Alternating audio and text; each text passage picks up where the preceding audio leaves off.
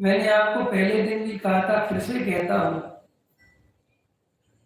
ये जाति पंथ संप्रदाय कोई भी हो, कहीं का भी हो, चाहे वो दिगंबर में ही क्यों ना हो, लेकिन अगर हम दिगंबर हैं और हम बिना दिगंबर धर्म को समझे दिगंबर धर्म का पालन करते हैं, तो भी हमें दिगंबर होने का कोई लाभ मिलने वाला नहीं है।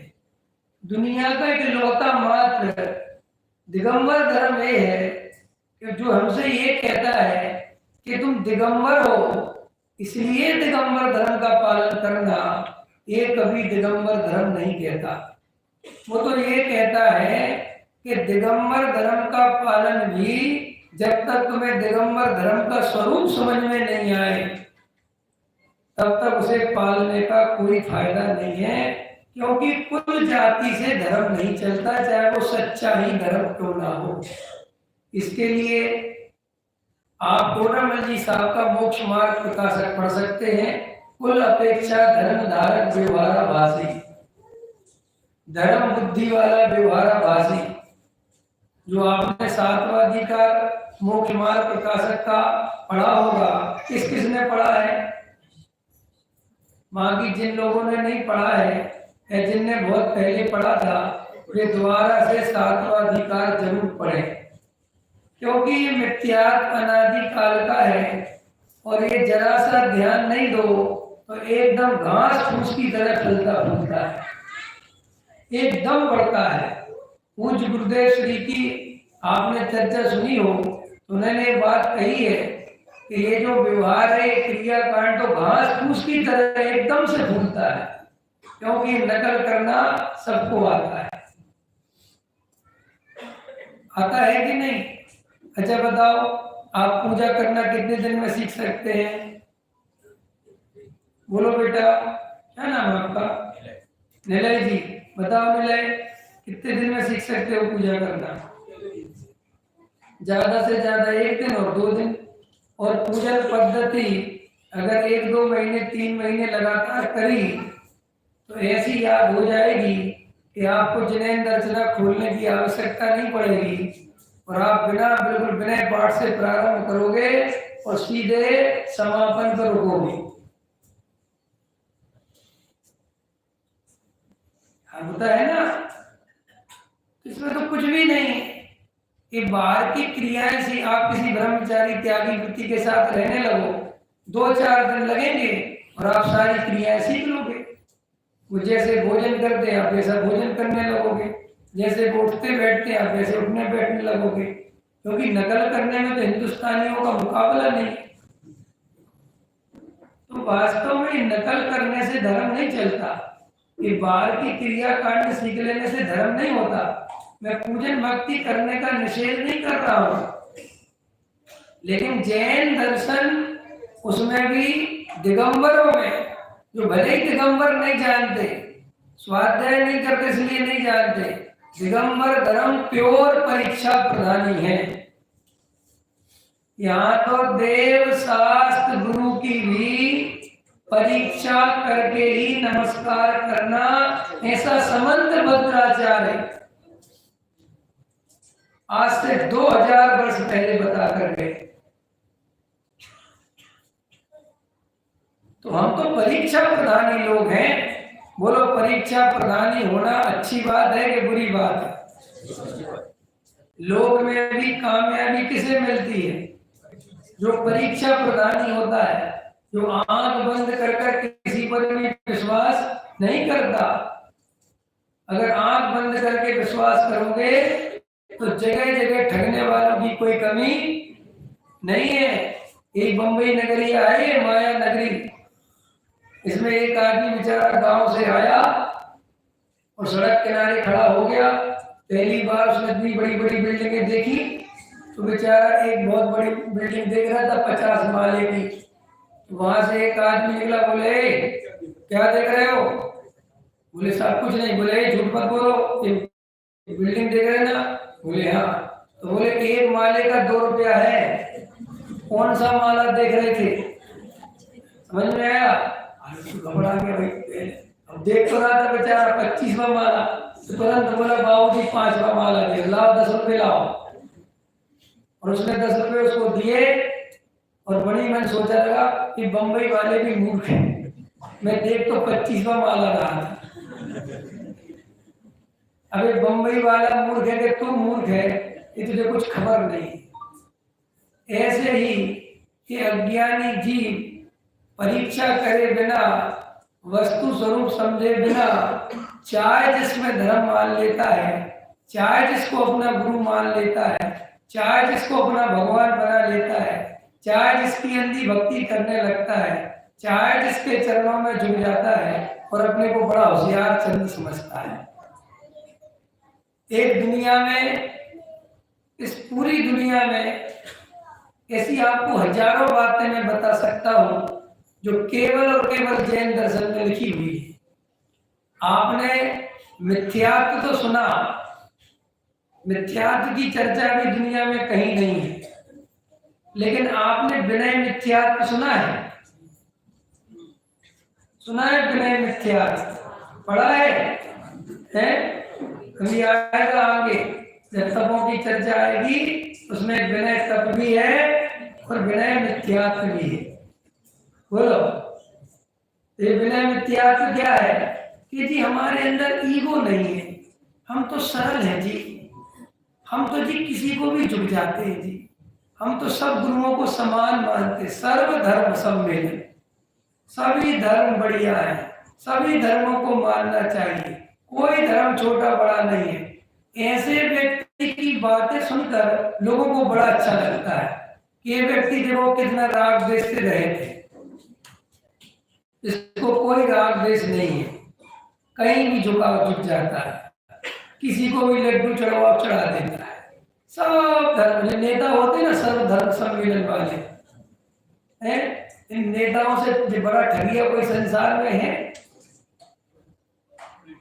दुनिया में दो ही ठगिया है, एक नेता और एक कुगरू। एक लोगों की श्रद्धा को लूटते हैं और अपने काम बनाते हैं, और हम ऐसे अंधे भगत हैं कि हम क्या करें, लोग नेताओं के लिए अपनी जान दे देते, इससे ज्यादा मूर्खता क्या होगी। लोग गुरुओं के नाम पर तलवारें खींच लेते हैं, तुमने हमारे गुरु के बारे में वो बोला, हम तुम्हें जिंदा जला देंगे, मार डालेंगे, और वो गुरु भी खुश होता है, कहता हाँ अरे कुछ खबर नहीं जगत के जीवों को, भोले जीव है। जब ये मैं गांव में रहता था, बहुत छोटे से गांव का व्यक्ति हूं मैं, और मैंने ऐसे अंधविश्वास देखे हैं, ऐसे सब पागलपन देखा है कि जब मैं छोटा था तब मैं ये सोचता था मन ही मन कि ये लोगों को कुछ ज्ञान नहीं है, लोगों को कोई बताने वाला नहीं है, दुनिया बहुत पीछे, गांव में तो ऐसा लगता है बिल्कुल अज्ञान से छाई रहती है। लेकिन जब मैं आगे पढ़ लिख के बाहर चला गया, दिल्ली चला गया, ठीक है समय आ गया, और जब ये यूट्यूब की दुनिया आई और जब ये सब चीजें आई, इंटरनेट गांव गांव पहुंच गया, तो मुझे ऐसा लगा कि शायद अब दुनिया से गृहीत मिथ्यात्व चला जाएगा, अब शायद लोग जाग जाएंगे और लोगों के अंदर एक अंतर मंतर, भूत विद्या, क्या भूत प्रेत, ये सब दुनिया भर की जो बकवास दिमाग में भरी हुई है, अब लोग पढ़ेंगे लिखेंगे, डॉक्टर बनेंगे, इंजीनियर बनेंगे, तो समझ जाएंगे कि ये सब पागलपन है। लेकिन जिग्नेश जी, आदमी MBBS हो जाते हैं और कुगुरुओं के दरबार में खड़े होते और अपनी कुंडली पूछ रहे होते।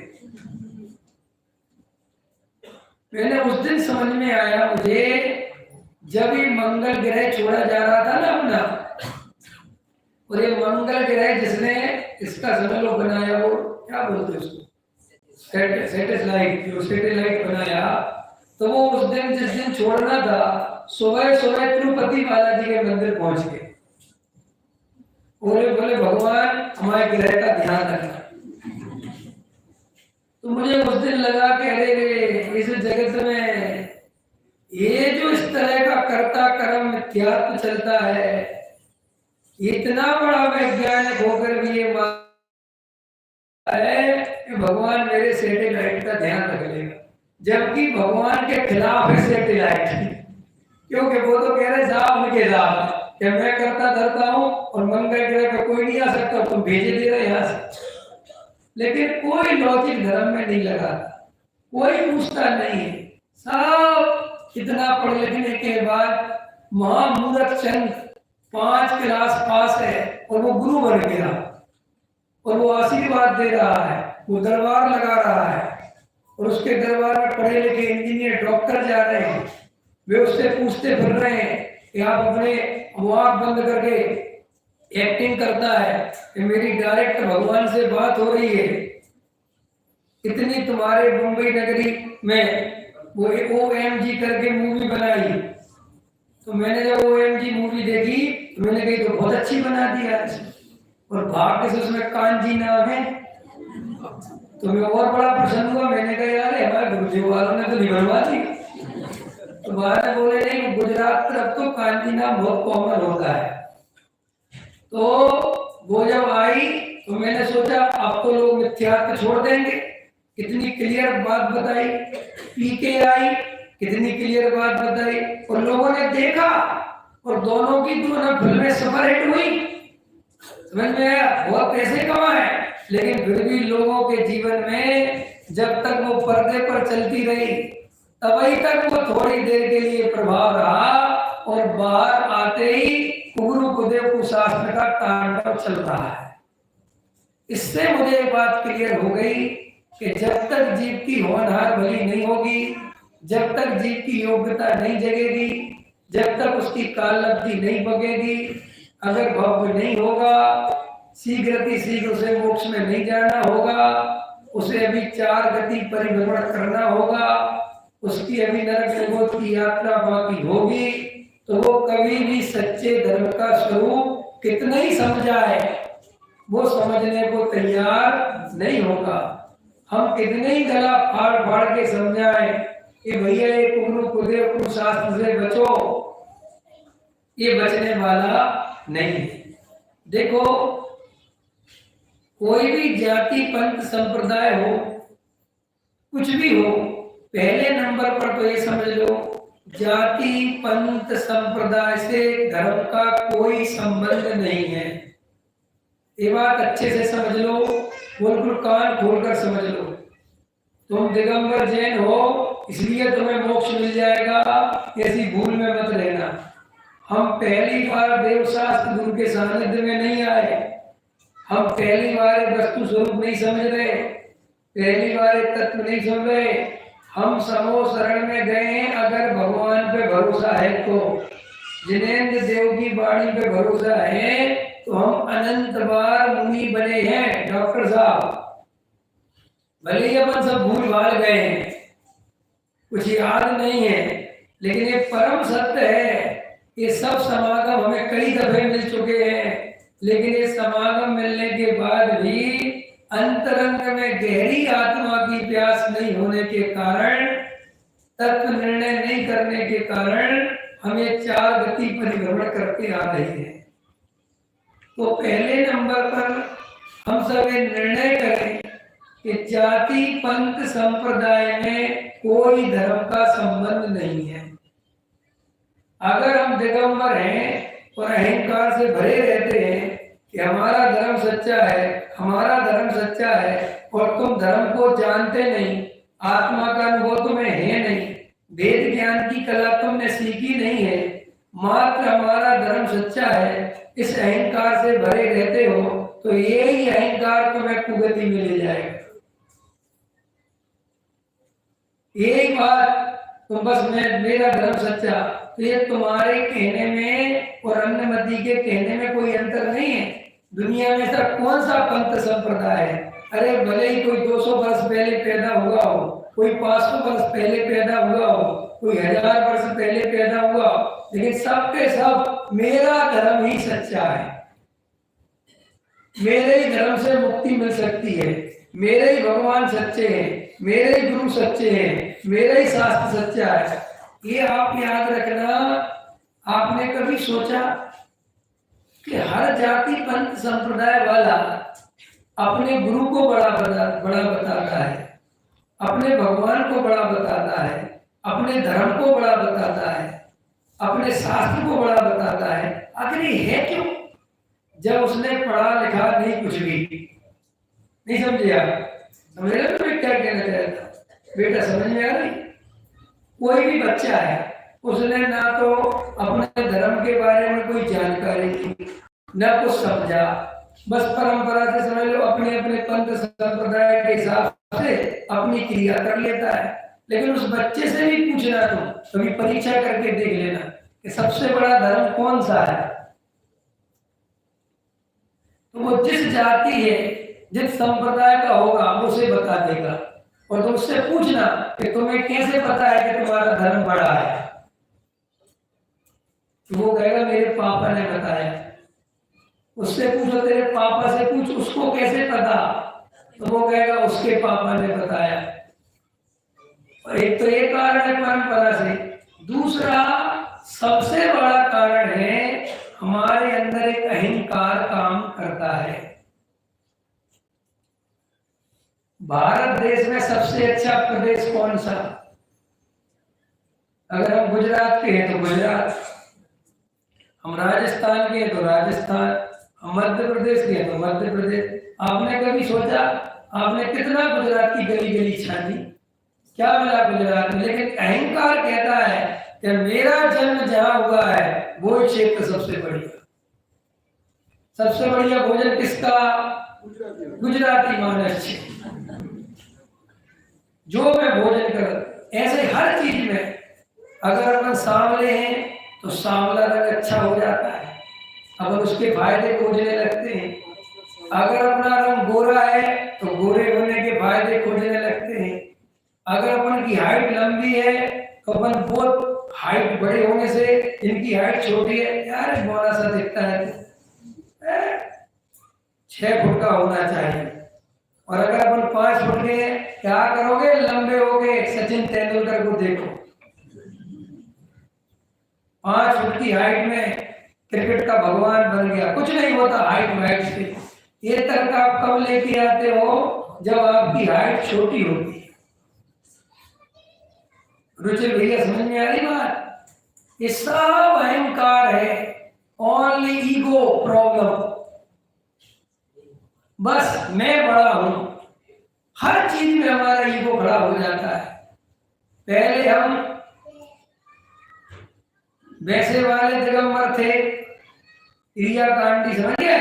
बस कुछ खबर नहीं, नमोकार मंत्र का अर्थ भी पता नहीं, बस गुरु महाराज वे वो और बस पूजा पाठ और 10 लक्षण आ गए तो बस नाचो कूदो। तो पहले उसमें संतुष्ट होते थे, उससे अपने को बड़ा मानते थे। फिर अब यहाँ आ गए तो यहाँ मैं बड़ा हूं और ये नाचने कूदने वाले मूर्ख हैं। अब यहाँ अहंकार पुष्ट कर लिया, अब थोड़े शास्त्र सीख लिए तो मेरे को 6 ऑप्शन से बड़ा मानता है। हर कोई गोत्र कौन सा अच्छा है? आप क्या तो गोत्र लिखते हो ना, है? कौन कौन से गोत्र होते? शाह और कमलेश्वर, चावलेश्वर, ढामलेश्वर, समझ में आया? जितने भी कलेश्वर है, बस मेरा मेरा बड़ा। किसने बताया तुम्हारा गोत्र बड़ा है? कौन आया था तुमसे कहने के लिए? लेकिन दुनिया में कोई अपने गोत्र को नीचा कहने वाला नहीं। हर आदमी रास्ता खोजता है अपने अहंकार को पुष्ट करने का। कोई क्रिया कांड करके अहंकार पुष्ट करता है। ऐसे ही गुरुओं के साथ भी ये अहंकार चलता है कि सबसे बड़ा गुरु कौन है? ना ना, सबसे बड़ा गुरु कौन? जिसको मैं फॉलो करता हूं। समझ आ रहा कि नहीं आ रहा? सबसे बड़ा धर्म कौन? जिसको मैं फॉलो करता हूं। सबसे बड़ी क्रिया कौन? जिसे मैं पालता हूं। हमारा घर छोटा होता है ना तो उसके भी लॉजिक खोल के देते हैं। बाबूजी बड़ा घर परिग्रह है, नरक जाने। अरे पंडित जी आप नहीं समझोगे बात तो कौन समझेगा? है ये सब बहुआरंपरिक है। अरे आप नहीं जानते पैसे वालों को, ये जो हमें पैसे वालों की निंदा करने में रस आता है ना, इसके पीछे भी ओनली ईगो। ये अंबानी भंबानी कुछ नहीं है, ऐसा कह के मन को अच्छा लगता है। इसलिए लोग मंदिर में आके जब करोड़पतियों की बुराई करो तो जो थोड़ा रोडपति होता है उसे बहुत अच्छा लगता है।